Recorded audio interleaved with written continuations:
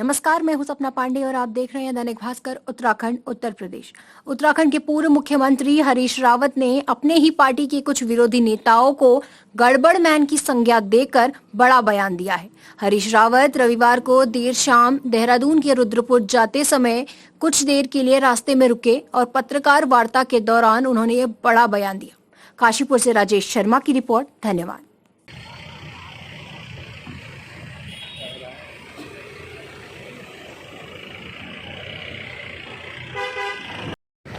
वाले हैं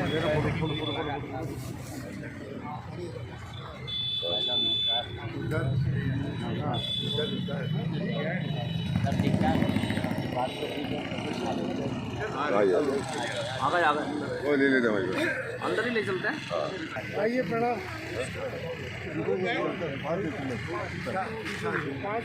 लेना वो गाड़ी में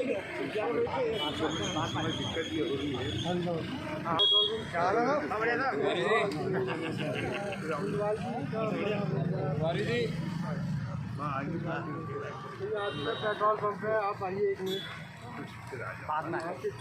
जाना चाहेंगे इस समय एक हरदा आला रे जो गीत चल रहा है, क्या कहेंगे कि मतलब इस बार आपकी नेतृत्व में चुनाव लड़ने जा रही है? देखिए, मैं ये चुनाव इत्यादि से उसका कोई संबंध नहीं है।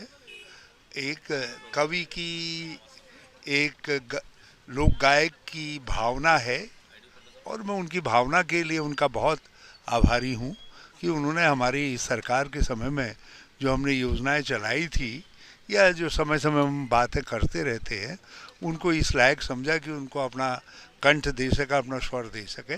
मैं माया उपाध्याय जी का बहुत आभारी हूँ। बाकी उसका चुनाव से, राजनीति से कोई संबंध नहीं।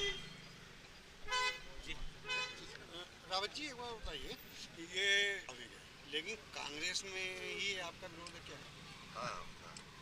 अरे कुछ हम जैसे गड़बड़ मैन होते हैं, तो गड़बड़ मैन के लिए सब होता है। कुछ लोगों को लगता होगा, कुछ लोगों को लगता होगा। और यदि मान लिया हमारा विरोध करने से किसी का स्वास्थ्य ठीक होता है, किसी को कुछ फ़ायदा होता है, तो ये भी उनकी कृपा है। हमारा विरोध करके कम से कम वो अपना फ़ायदा तो करते हैं। उनका भला होना चाहिए लोगों का। और मैं नहीं समझता, मेरी तो किसी से कोई, मेरे तो विपक्ष से भी शत्रु भाव नहीं है।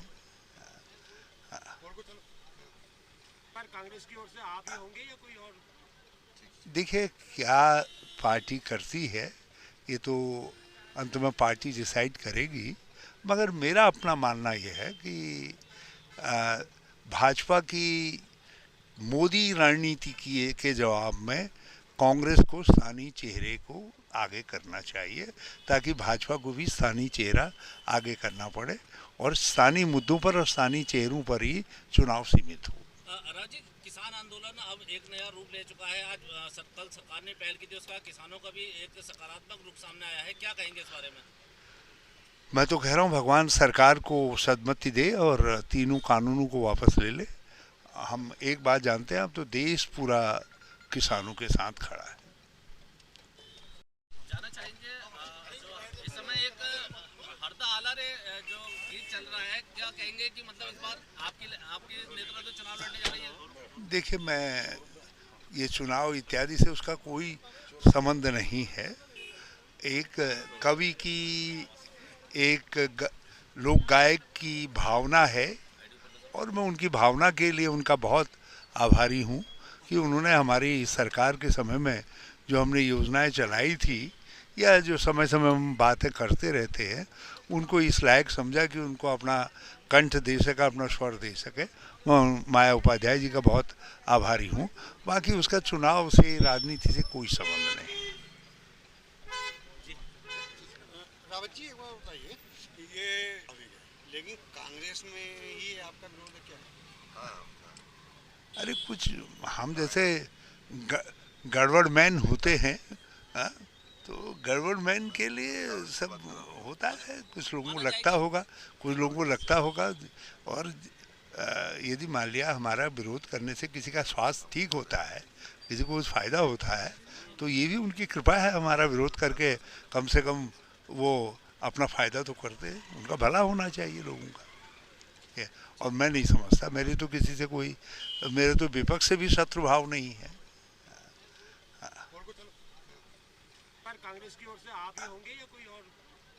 देखिए क्या पार्टी करती है ये तो अंत में पार्टी डिसाइड करेगी, मगर मेरा अपना मानना यह है कि भाजपा की मोदी रणनीति के जवाब में कांग्रेस को स्थानीय चेहरे को आगे करना चाहिए, ताकि भाजपा को भी स्थानीय चेहरा आगे करना पड़े और स्थानीय मुद्दों पर और स्थानीय चेहरों पर ही चुनाव सीमित हो। राजीव, किसान आंदोलन अब एक नया रूप ले चुका है। आज कल सरकार ने पहल की थी, उसका किसानों का भी एक सकारात्मक रूप सामने आया है, क्या कहेंगे इस बारे में? मैं तो कह रहा हूँ भगवान सरकार को सदमति दे और तीनों कानूनों को वापस ले ले। हम एक बात जानते हैं, अब तो देश पूरा किसानों के साथ खड़ा है।